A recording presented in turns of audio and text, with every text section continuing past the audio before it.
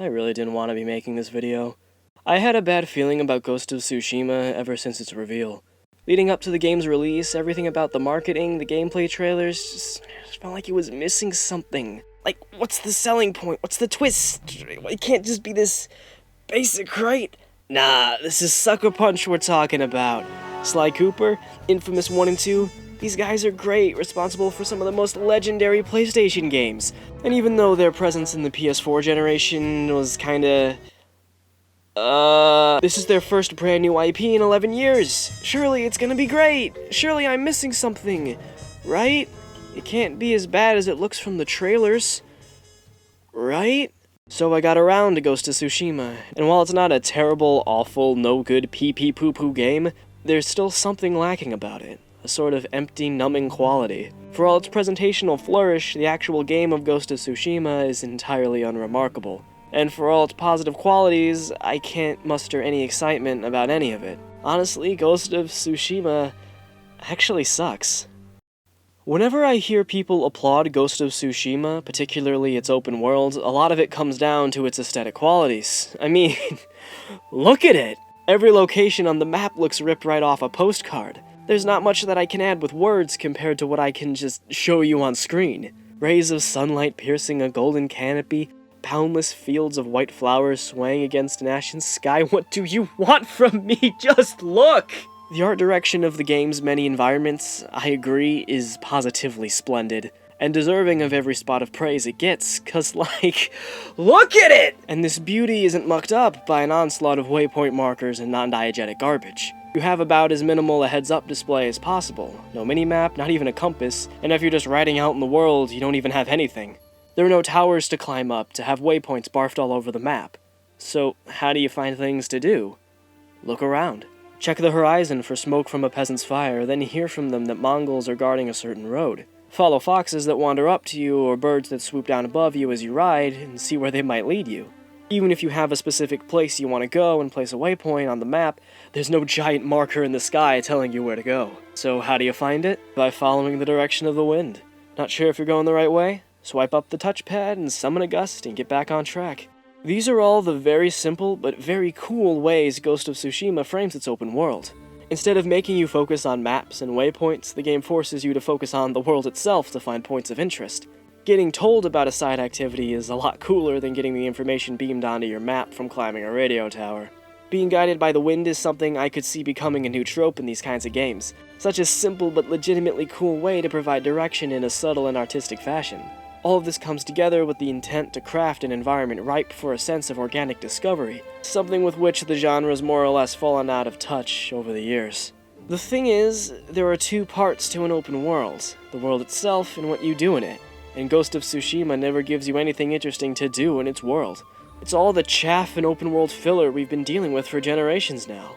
Everything feels like part of a checklist.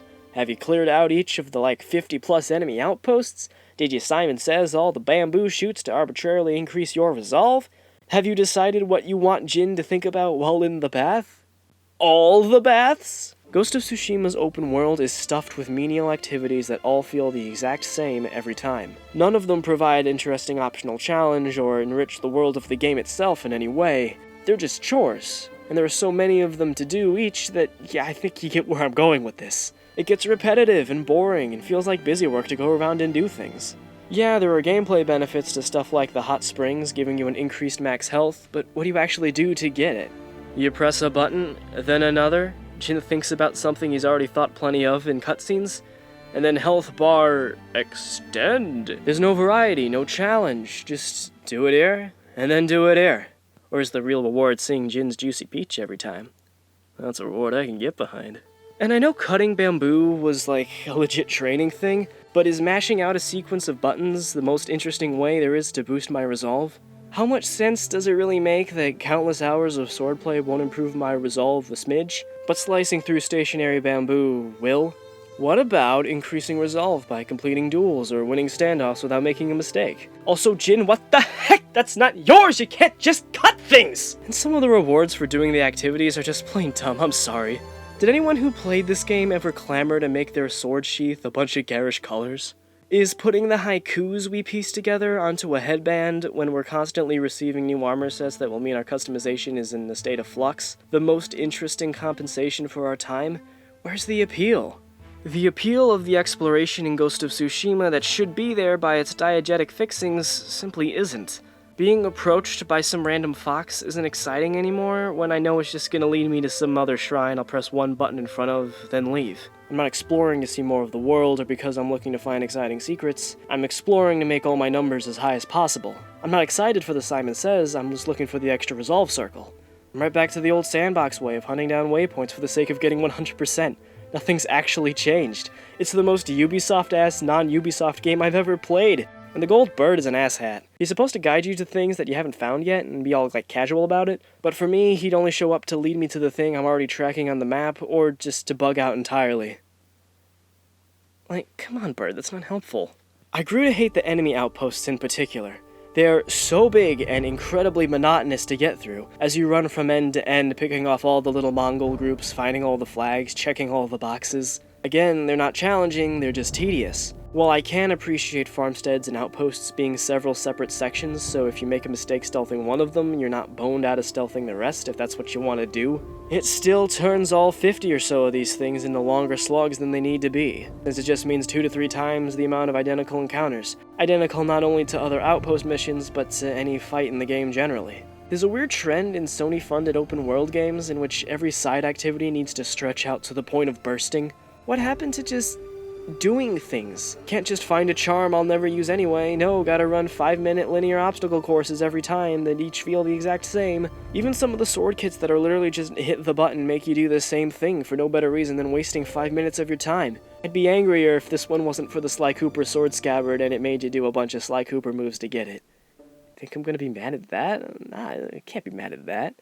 I made of stone, I'll dress my guy like Sly Cooper. I wouldn't want my guy to make me look like Sly Cooper. This tradition of repetition is upheld and exacerbated by the side quests. Side quests equate to the same as any other mission, but with a lot more go to here for cutscene going on. A lot of them boil down to walk with an NPC, fight a group of enemies, walk more, fight a second group, repeat as necessary, sprinkle with following tracks in mud to taste. Sure, story focus is nice and all, and a given for the secondary character-focused side quests, and it is cute to see context for gaining new gear like poison darts wrapped up in grandma and Jin clashing their morals together.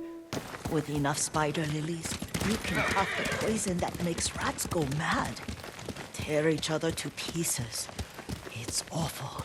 It's for a good cause. Just make it strong enough to work on men. If you think it's necessary. But I wish side missions in games like these didn't just throw their hands up when it came to what you actually do in them. So many of these missions are just plain dull and tedious to work through, and the stories they're telling don't pay off the effort you put in. You can even tackle most of the character-driven side quests out of order since the stories they tell are so disjointed, and that just gives the game away now, doesn't it? Incidentally, Grandma's is the best side quest because it's short and it's focused. Everything else is so meandering and full of hearsay exposition that I don't even have a chuffing clue what the thread is anymore. I did enjoy the mythic quests more, but not by a whole lot. Getting a new technique or tool out of these is, at the very least, more satisfying. These missions start with a stylish animation detailing the legend of whatever equipment is in question, and they usually top off with a sick duel in a visually slick arena. Learning a new move to pull off by fighting a boss and getting your ass beat by it is genuinely cool, something out of interaction with the game world. Makes a lot more sense than taking a bath to health bar extend.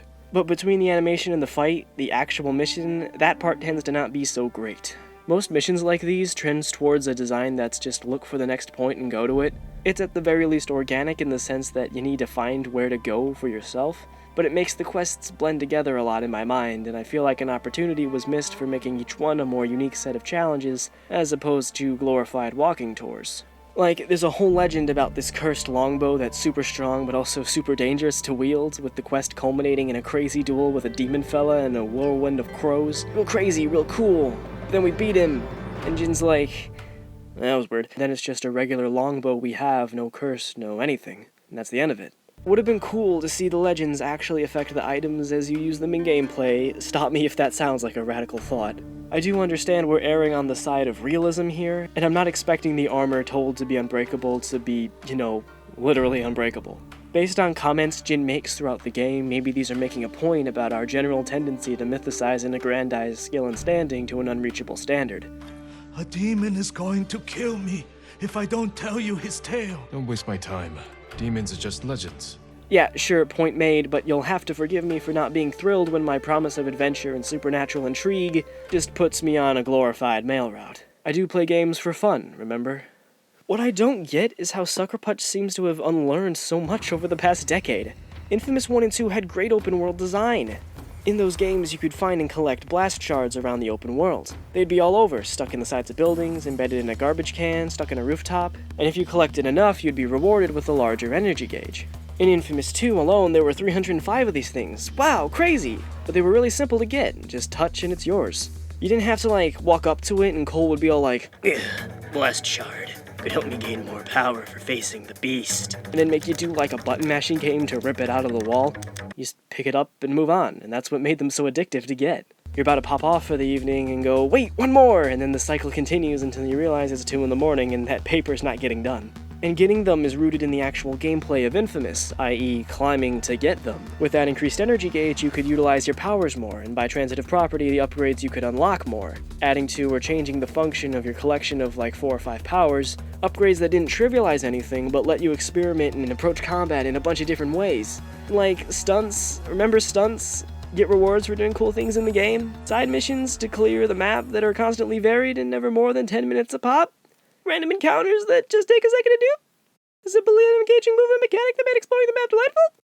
All this never getting in the way of game flow and focusing everything around the player? How is it that a near decade-old title with less than half of Ghost of Tsushima's gameplay complexity has better design than the new prefabbed Sony money hotness? Maybe that's just it. The gameplay complexity. Complexity, of course, in massive sarcasm quotes. Ghost of Tsushima can't be a refined experience because now we're a play-it-your-way game. Players can fight through every outpost with screamy combat or sidle their way through with huskily whispered stealth. So all the encounters and activities need to be identical so they can be approached either way. Can't ask the player to do anything specific, because what if they don't want to do it?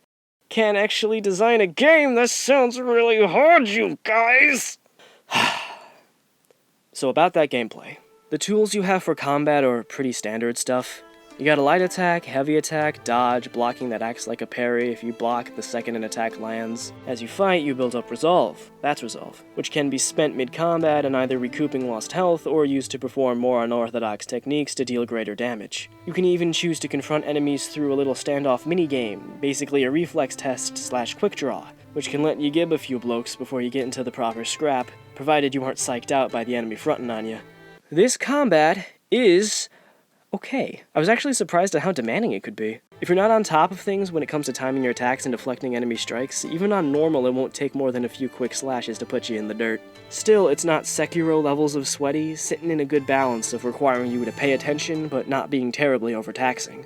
But there was still something really meh about it to me, I think mostly in regards to the stance system. You gradually unlock up to 4 stances which each correspond with certain enemy weapons. Using a heavy attack on the right enemy weapon type while in the right stance, you can easily smash through an enemy's guard. This system is okay, actually. I appreciate how it means the pace of every fight is in the hands of the player, and keeps up a decent flow rather than waiting for attacks to counter or something. And how it's not color-coding the enemies, attack the spear guy with the spear stance. If you're in the zone and nail your parries, you never even need to change stances to get the job done. But never did I ever switch stances because I'm thinking, ooh, that one move available through that one stance would be really helpful in this situation right now. I'll be honest, I don't even know what each stance does. I'm just switching based on whatever lets me mash triangle until the guy in front of me is dead. No matter your stance, your moves are 1v1 focused, so there's no real reason to be creative or switch up stances for any other strategy more complex than block one attack, mash triangle, until you have to block again. And this is without even upgrading your stances. Yep, I played through the whole game, never upgraded stances once. Never felt the need to. They already break the combat over its knee, you want me to make them even more potent? You're a masochist, what's wrong with you? It's better than nothing, and at least requires you to somewhat pay attention, which maybe is enough, but it also isn't that interesting when put into practice and makes the early half of the game feel like we're arbitrarily lacking a full deck, considering the time you have to put into the game to actually get the new stances by going all voyeur on captains. I feel like we could have aimed a little higher than just making sure we're mashing triangle the right way.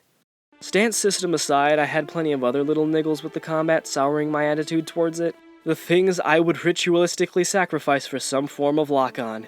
and an infamous remaster, but that's not the point right now. Camera can be a real bastard in combat. Between not zooming out enough, getting trapped on things, and not focusing properly on the action, having to continually manually reposition it while 17 soldiers are trying to hold an interview is a pervasive annoyance, to say the least. Especially considering your attacks are stuck to the face buttons, so you can't look and hit at the same time. The camera at least stays fixed during the duels, and shocker, these battles are actually kinda fun, though at the cost of losing 80% of the combat cause no stance switches or non-sword weapons during these. Additionally, Jin's attacks have inconsistent forward momentum, and the camera's perspective is somewhat awkward in places, leading to a lot of whiffed attacks despite Jin being very clearly aware of who I'm meant to be targeting. Like, Jin, you see them, you're slashing at them, just take one step forward and hit him, you nuts! The combat be feeling jank, as the kids say, and I felt like every bit of genuine excitement I got out of absolutely nailing a series of parries was tempered by the camera misbehaving. It is, in effect, a combat system demanding precision while itself being imprecise, and it just never quite clicked for me. Satisfying in parts, but superficial and stiff in practice. Ultimately just... okay. More interesting to talk about than the stealth, though.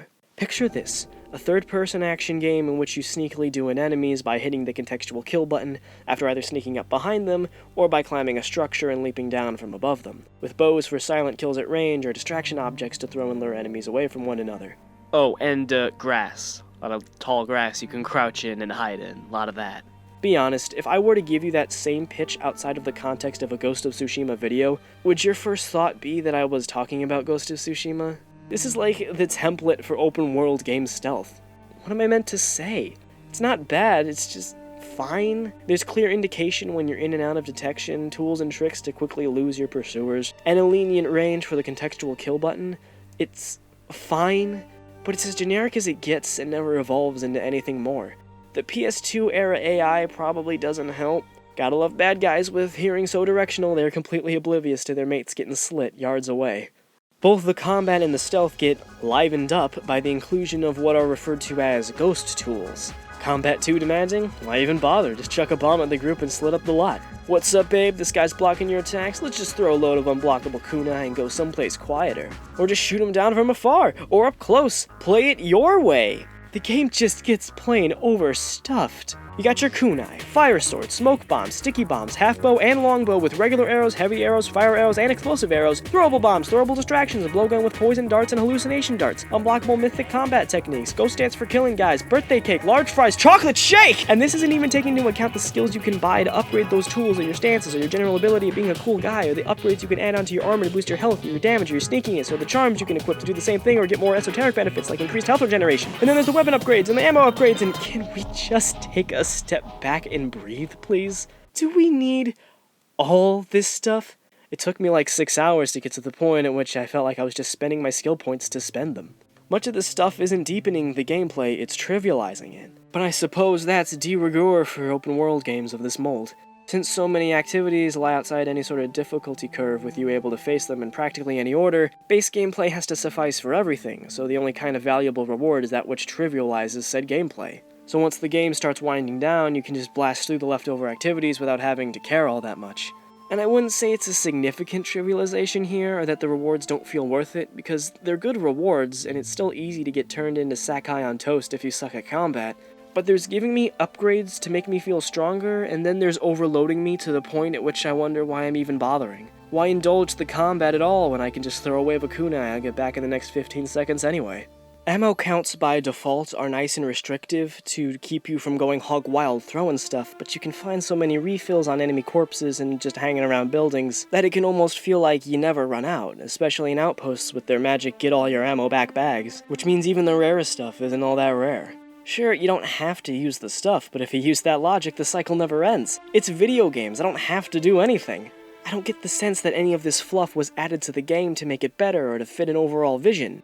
Pretty much every single ghost tool and gameplay mechanic in the game is something other games have, so why not have it here? I get that in an open world game of this size, having a lot of tools to play with can be a boon for preventing boredom in the later hours. I just feel like by shoving all this stuff in one game, it means none of it can fully develop or come together for a cohesive game feel. You get a half-assed reiteration of everything, but a polished and carefully refined version of nothing. Quite literally quantity over quality with this game. All bits and pieces of proven ideas so old I imagine they're public domain by now. The game being so overstuffed with things definitely seeps over into the controls, with the poor R2 button being particularly overworked. That button alone is responsible for general interact button with NPCs, resources, and contextual points in the world, so a lot right there I'll just count as one. Mounting your horse, changing your combat stance, switching quick throw weapons, using the grappling hook, dropping down a ledge, firing and throwing ranged weaponry. Being as generous as I am in my counting, that rounds out to 7 unique functions on one button alone. And only a few of these functions are mutually exclusive, which leads to a lot of awkward situations, like when I want to change my stance only to accidentally leave out the back door. The L2 button has similar issues in that it controls precise over-the-shoulder aiming, but also switching the weapon you're aiming, but also the specific ammo type of that weapon you've selected. All this sub-menu tied to actual offensive function control mapping leads to a lot of fiddling trying to get the right tool out in the heat of combat. And many more times I'd forget which ammo thing I was on and use the wrong dart out of the blowgun, or spend a few seconds fiddling around trying to figure out which arrow type I was using. If you can remember all the controls for Ghost of Tsushima perfectly after a month of not playing, you're a living computer, swear down. I'd find myself bouncing from submenu to submenu trying to remember where my bow is the next friggin' night. Is this why we can't have a lock-on? Because there's not enough room in the game with the everything else in the world we put into it? Fiddly shoulder button fiddling aside, the controls are okay. Movement and all feels fine, but I don't know, something's not quite right. There are weird overlaps and inconsistencies between contextual actions and organic movement, like dropping down ledges and jumping to specific points, which leads to Jin not doing what you want him to do every now and then. It's not a problem that permeates the entire game, but I think it does speak to a weird sense I have about the game in that it's trying to constantly predict your movements rather than let them happen. Like the horse riding that glues you to the NPC you're following, literally turning the game into hold the left stick up to continue the game. The infamous games could be similar, with Cole's magnet hands making slight adjustments tricky, but I never felt like Cole was doing anything I didn't expressly want him to, and he was super satisfying to put around, lots of weight to what he did while being superbly responsive. Of course, neither Ghost of Tsushima nor Infamous is on Sly's level. Boy, I could go on for hours about how perfectly the Sly games control. One day we'll get back to that perfection. But it's like I said, Ghost of Tsushima's controls aren't bad, they're fine, and that's the game, it's just fine. Committee-driven, plastic-wrapped product to a T. Fine. I talked about in the Last of Us video that there's doing something new, and then there's doing something well, but I don't really feel like Ghost of Tsushima does either. It doesn't do anything poorly, it's designed fine and all its pieces work alright, but doesn't do anything better than any games before it. The identity of Ghost of Tsushima's gameplay is owed to basically every game other than itself. The gameplay simultaneously demands precision and doesn't care about precision. On the one hand, you have thoughtful and careful combat requiring you to intently focus strikes with calculated precision, but on the other, you have a pocket full of black powder bombs just to lob into a crowd.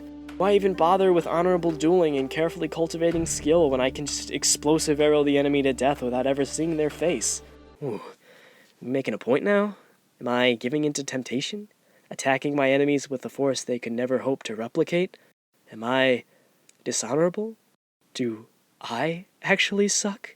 Was it me the whole time? Scott actually sucks? I guess that leads me into talking about the story. I'm not going to give Ghost of Tsushima quite the same invasive analysis I gave The Last of Us Part 2, mostly because it doesn't need it. Also because there's a lot less to be said about it generally. Like the gameplay, the story is broadly speaking fine, but just isn't all that remarkable. Gets the job done, but in about as perfunctory a way as possible. It's baseline competent is what I'm saying. So it's at least better than The Last of Us Part 2. The plot of Ghost of Tsushima loosely adapts the initial Mongolian invasion of Japan circa the 13th century, specifically the island of Tsushima. I'm sure you're not surprised. Main character Jin is part of an army led by his uncle Lord Shimura, an army comprised of disciplined samurai bound to honor, staunchly devoted to upholding nobility and righteousness in the face of conquest. The Mongol enemy is, however, not. Short version, the battle goes pear-shaped, all the samurai die, Uncle Lord Shimura is captured, and Jin's attempts to tell the Mongol leader to do one just results in him going through at least 2 main character death fakeouts. Jin survives both, of course, in part thanks to helpful thief Yuna, and with her help is back on his feet and ready for another round. What Jin must understand, however, and what Yuna emphasizes to him, is that the rules have changed. All his hoity-toity samurai nobility and honor won't do much against an enemy force that simply does not care. Thus, in order to save Uncle Lord Shimura, and from there the rest of Tsushima, Jin must adopt very un-samurai tactics, striking enemies that never even saw the candlelight flicker, to crush not only his enemies' bodies by any means necessary, but their spirits as well. More than the last hope of the samurai, Jin must become something else, something darker, something to instill fear in an enemy that knows none. And so begins a legend. The legend of the Ghost of Tsushima. All of the pieces are there in Ghost of Tsushima. There's the epic historical context, grounded by an interior conflict held by Jin as he struggles to adapt his set-in ways and become what his family always despised. All laced up by concrete themes of confronting tradition, the morality of victory in war, and accepting the past in order to move on with the future. All of these pieces have such story ready inside them, but the way that story is told in the actual game, it's just not as compelling as it should be. I think it comes down to the cutscenes themselves and how they're just really bland. So many cutscenes are just simple shot-reverse shot sequences of characters blandly staring at one another, only kind of emoting. There are some truly considered sequences and striking shots, but much of the interstitial stuff falls flat, and the story doesn't need to be a constant onslaught of action, but the current balance in Ghost of Tsushima leans a bit too heavily towards the tell rather than the show, if you get what I mean. But even when there is show, sometimes there's a lack of animation in general that makes things feel stiff and almost lifeless. At least 70% of plot-related conversations involve characters standing stock still, only barely moving their heads and faces. On top of that, there are frequent cuts to black right before a character does certain actions, and then cuts to them being fine somewhere else, and it can just be plain jarring. Like, you couldn't make Jin crouch down and light a fire. You had to do this. It just takes me out of it. This is digressing a bit, but for all the flourish in the presentation of the landscapes, a lot of Ghost of Tsushima's technical and graphical aspects are weirdly dated for a game topping off the PS4's lifecycle. Facial animation can be iffy and lip-syncing quite off, especially outside of main story cutscenes, and certain textures and models look a generation older than they should. I mentioned shoddy enemy AI, but friendly AI is just as prone to buggery, unless this is some secret sixth stance Yoon is demonstrating for me.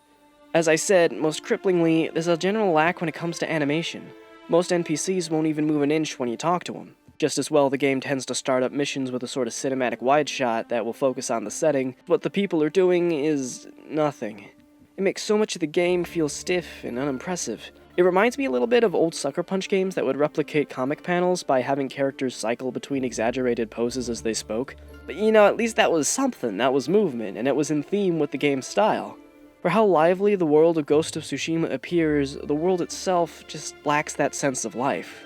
These might be the sacrifices we make, however, for overall game performance, which is potentially the best among first-party titles for the PS4. Even on base PS4, which is where the footage you're seeing comes from, the frame rate stays consistent with basically no loading times once the game gets going. Exempting fast travel, of course, but even those times are really brisk. And heck, even the initial game loading is nearly instant. A lot of effort clearly went into making the game run as smoothly as possible, though this might be at the expense at the, little details. I'll leave it up to you whether or not it was ultimately worth it, but I'll admit the effort was probably put into the right spots here. If Ishikawa being stuck on a ledge forever is the price to pay for decent performance, then farewell, Sensei. I'll come back and toss you up a magazine later. But back to the story. It's not all that complex or unpredictable. You kind of know where everyone's going to end up and the role they're going to play, so while it's technically all put together, it just isn't very engaging.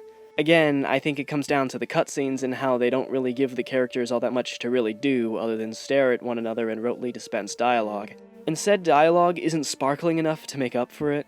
Half of it, especially early on, goes on about characters and past events we're not directly involved with or have ever laid eyes on, these typically being the bloatier sections meant to set up side quests instead of move the main plot forward. And the other half is a bit too burdened by being pretty much the only way the story is told, so everything said trends towards just moving things along. It's all voiced well, don't get me wrong, but the edge just isn't there, and the words spoken are pretty forgettable, so while none of it is bad, it's also not terribly engaging. I do appreciate that the characters aren't just caricatures meant to tempt Jin to one side of the force over the other. They're all written quite consistently, down to the little details, with believable motivations that keep them rounded and arcs to keep them from being totally static. But I wouldn't say I fell in love with any of them. They say what they need to say, but not much more, you feel me? Everyone's only as interesting as their archetypes. Khoten Khan's just a low-talking nobody of a villain, easily hateable and simply does what he needs to for the plot to keep going. I did appreciate how Yuna wasn't strong-armed into a love interest role just for the sake of some. And I think Uncle Lord Shimura will be the character most people remember from the game. His chin-up nobility tempered by his obvious inner conflict in regards to Jin slowly perverting their family's creeds, torn between conviction and pragmatism. Not to say Jin isn't solid as a main character, he's fine. He's got a believable inner conflict, he's dynamic as he starts to lose himself in his legend. You know, a real stand-up guy all around, but he's not, like, incredible. If asked to describe Jin, all I could say about him would be his arc and his inner conflict. And, you know, there are definitely worse things to say about a character, but it means that when held up by his own merits out from the context of the story, he doesn't have a whole lot engaging about him. I'm not exactly lining up to ask him to prom or anything. You know who Jin has a weird amount in common with?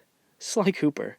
No, seriously, both are the latest in a long and renowned lineage and thus struggle with the weight of those expectations. Until they decide to break those traditions and push forward on their own paths. They both watched their father die, both became quite good at climbing things in their off-screen childhood, and both have perfect balance for running along ropes and wires, which I can understand for Sly, but damn, Jin, making walking across ropes and 100 pounds of armor looking like slight work! But Sly's smooth, suave, witty, his personality is charming.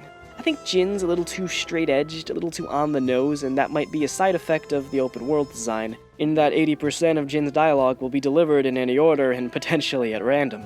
Additionally, literally everybody already knows who Jin is, so there's not really any expectation for him needing to live up to anything. It's like, hey, you're the guy, I know who you are. It leads to things being a little dry. I guess what I'm trying to say here is that Sucker Punch's new tragically human main character isn't as interesting as the funny raccoon dude from 2002.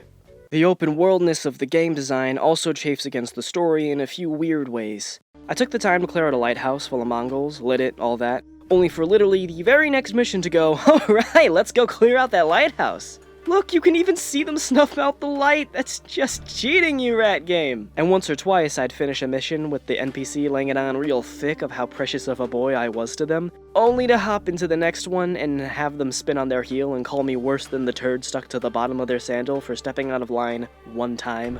It's not a persistent problem, but definitely something that is a mite jarring when it does happen. But I think that's about the limit I can hit for talking about the story without getting into spoiler country.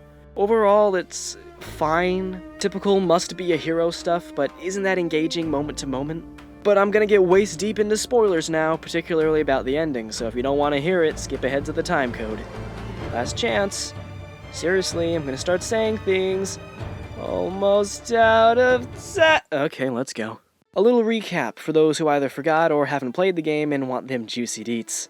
Jin's journey is not a smooth nor happy one. His childhood friend and would-have-been samurai, a Straw Hat Ronin named Ryuzo, turns against him to help the Mongol leader with the greater goal of feeding and sheltering his men in tough times.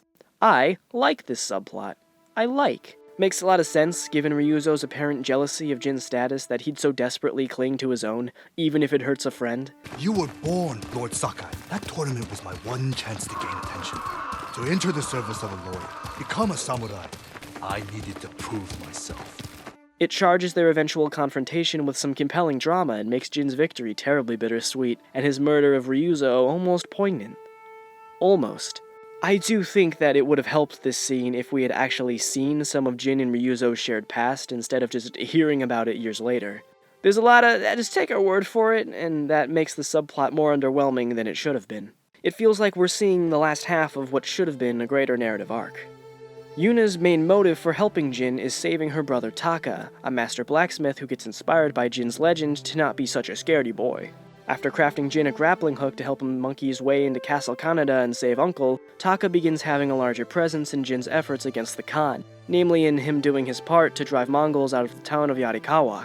His eventual execution by Khoten Khan is mostly a classic bad guy kills the innocent to raise the stakes move, but I think it works better than Ryuzo's death given how we see Taka's character expand naturally across his screen time, with how Jin rubs off on him and making him want to do more to help, which we see unfold in Yarikawa. The Mongols are headed this way. Taka, get inside one of the houses. No, I'm staying out here. I can fight too. It's simple stuff, but seeing him evolve rather than assuming he did based on dialogue gives his death more oomph than Ryuzo's.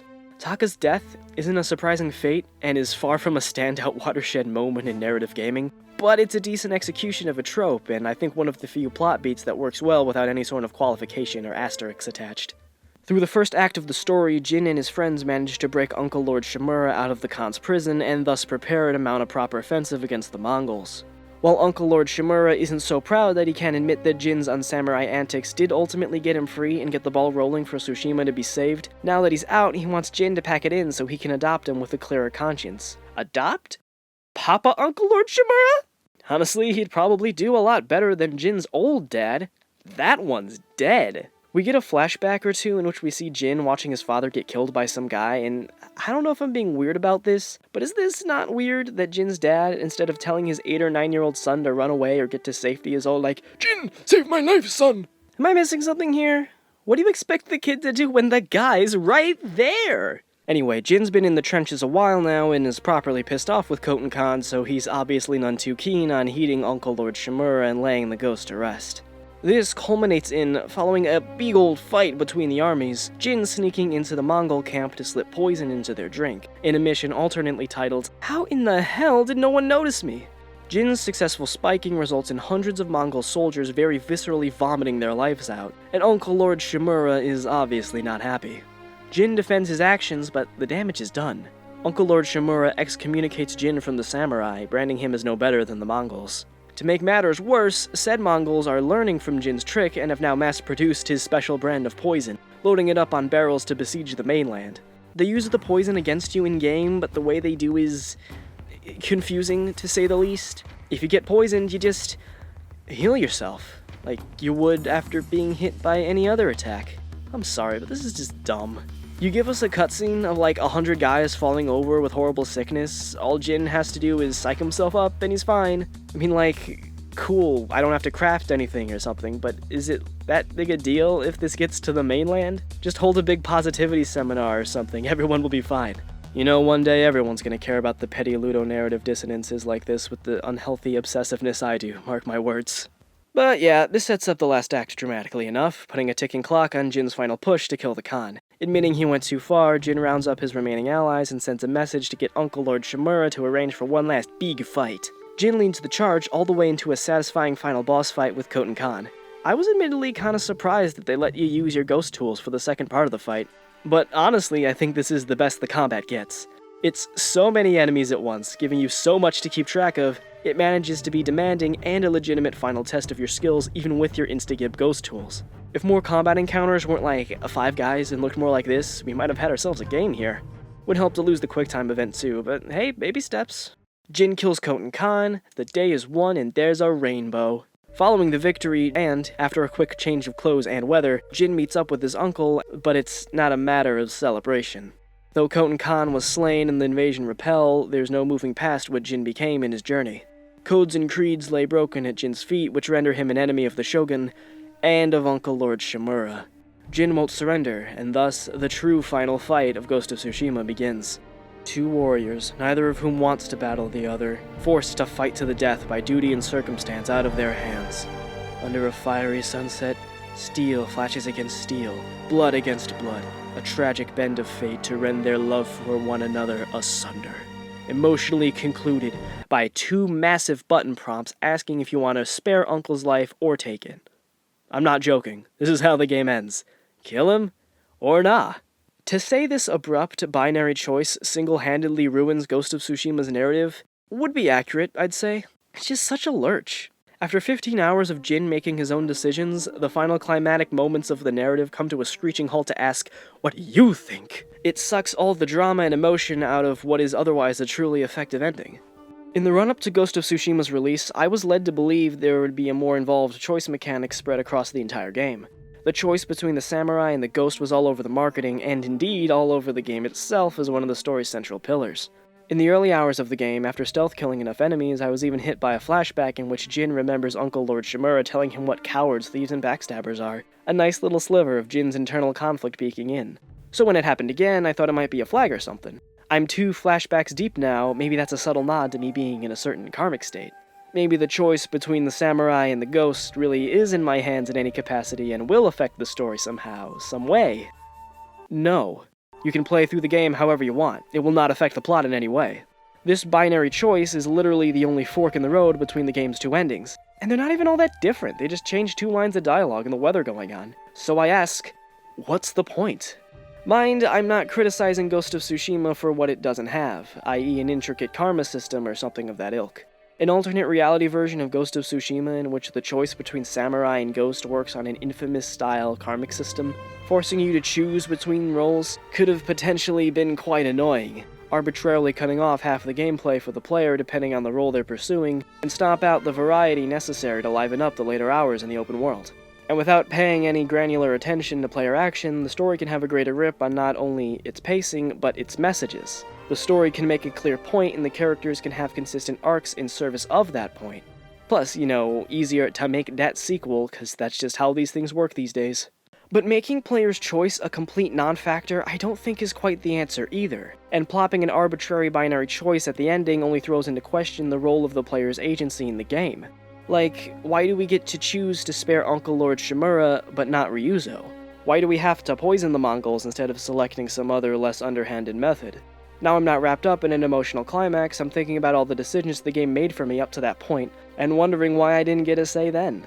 This choice to spare or kill Uncle Lord Shimura is a really clumsy middle ground to try and make a game in which the player's choices come off as integral to the story's unfolding. Jin's internal conflict, arguably the conflict most central to the story, is one the player is entirely divorced from. And that sucks on its own, but it double sucks to then have the ending pull a choice mechanic out of thin air, because suddenly player agency is so, gosh dang important to it.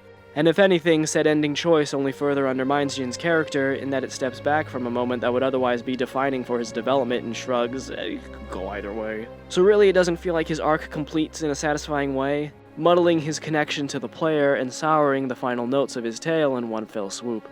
It is, at the very least, an actual moral choice, unlike Infamous's decisions being between courageous heroism and cartoonish villainy. But this choice thing is a concept that needed to spiral out into the rest of Ghost of Tsushima or simply not show up at all. The way it's implemented now, it's just another way the story shortchanges itself, and it leaves the final note decidedly dim. Yeah, maybe I am criticizing Ghost of Tsushima for what it doesn't have, and that's the balls to go all in. Maybe less content, but a more aggressive choice mechanic would have meant a soggier narrative element, and mean you'd actually have to put in some more work for the sequel, but at least it wouldn't leave the player hanging so high and dry. Something I should probably touch on is that Ghost of Tsushima is very overtly an homage to mid-20th century Japanese samurai films, particularly those of Akira Kurosawa, in the same vein that Uncharted is open quotes inspired, close quotes by Indiana Jones, and adventure films of that style. I'm personally not very familiar with Kurosawa or other such samurai films, so if the stiff direction of the cutscenes, the character archetypes, all that is in reference to that kind of cinema, which it very well may be, then that just passes me by. But the dedication to the style is adorably earnest if nothing else. The entire game can be voiced and lip-synced in Japanese if that's how you want to experience it, and there's even a special Kurosawa filter to make the game black and white and grainy to really bring home that kind of experience, if you hate your eyes and need to punish them. And for the realists, there's even a cute gameplay mode called Lethal, which makes enemies and Jin take massive damage when slashed. But you see, it's little touches like this I'd usually be all over. It's the little things that tell you that the developer just cared a lot, and it's not hard to respect the hell out of any developer that decides to drop a fully fledged co-op mode for free out of the blue. But this game, it's just so... The ultimate plot twist of this video, or punchline, I don't know, is that I don't think Ghost of Tsushima actually sucks that much. There's combat with a passable sense of skill to it. The stealth is the right mix of lenient and careful. There are plenty of useful upgrades to tailor your specific style of play. The aesthetics of the game are undeniably solid. The game doesn't actually do that much wrong. In fact, I think there's a fair chance that you out there will play this game and enjoy your time with it. So why am I still not won over? Why do I still feel like I'm waiting for the sucker punch? I think the main problem for me is that Ghost of Tsushima doesn't feel like it's taken me on any journey I haven't been on before. I don't think there's a single aspect of the game I can point to that doesn't feel cynically ripped out of some other game's ledger. And it doesn't do anything it rips off that much better than the original articles. As a result, I don't really feel like I have anything connecting me to Ghost of Tsushima. There are games with more refined combat, games that do more interesting things with stealth, games with actually interesting things to do in their open world. Ghost of Tsushima has all those things, but in many ways feels like it's a generation behind the rest in terms of all of those things. Cheeky mechanics like standoffs don't mask the fact that the game is, underneath the presentation, a completely basic, bog-standard open-world game. It's all style over substance. Whether or not you'll jibe with it comes down to the strong aesthetics, and how much you can forgive playing the same games you've played before, just in a prettier forest. To me, Ghost of Tsushima sucks not because it tries to do something and fails at it. Ghost of Tsushima sucks because it feels like it's a slave to templates and committees and has no aspirations above that. It kills the time, but spreads itself too thin to leave any lasting mark. And Sucker Punch games have been capable of so much more than just that. I think that, for me, is what makes Ghost of Tsushima so disappointing. I wasn't electrified by Ghost of Tsushima, and my heart was not stolen. That being said, I'm cautiously optimistic about the future. If a Ghost of Tsushima is eventually announced, I'm not gonna write it off immediately. Blimey, hell of a backhanded compliment there. But seriously, a game with very obvious and awkward flaws like this can be fertile ground for a great sequel, so long as Sucker Punch comes to the field with the right kind of hoe, you know what I'm saying? It's not like they haven't done it before, turned decent games into great series. But something needs to change on a fundamental level for a second Ghost of Tsushima. The sequel needs an it, a USP, if you will. Something more involved and interesting than putting a fancy sheet over the usual open-world rigmarole. I'm talking an entire attitude shift in the gameplay department. When putting something in the game, think, how does it reflect on the overall intended experience? Are you actually adding to the game in terms of that experience, or putting stuff in like, I don't know, other games have it? But why your game? Make your game, not their game! But here I am telling Sucker Punch what needs to be done, when clearly they found success with Ghost of Tsushima. People really like this game, and if you're sitting there at home and you're one of them, that's fine. I'm glad you found something you enjoy. This video's just me giving my opinion on why the game didn't click with me the same way past Sucker Punch games have.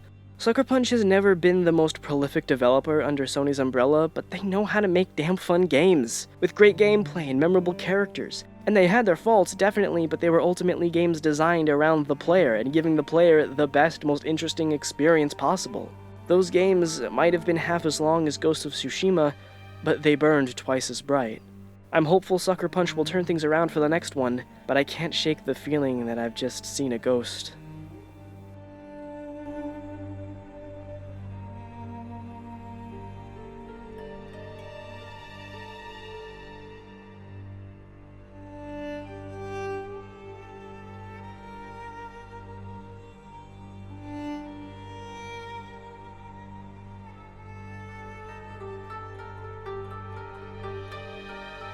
Wait, stop everything! I solved it. I'm gonna blow this whole thing wide open. I knew something was off. Look what I found in the credits. Right here. I knew it. Druckmann. What did you do? What did you do?!